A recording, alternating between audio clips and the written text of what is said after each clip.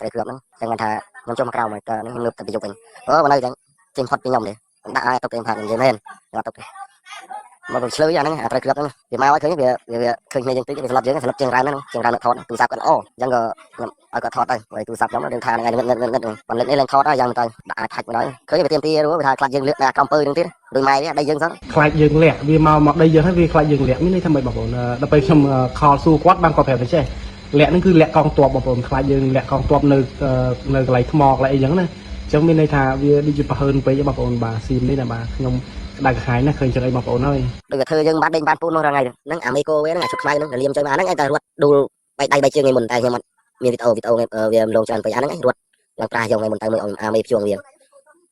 ហើយធ្វើដូចខ្លាហានអត់យូរទេឲ្យចិញ្ចឹមអត់យូរទេគឺណាដូចថ្ងៃវានេះ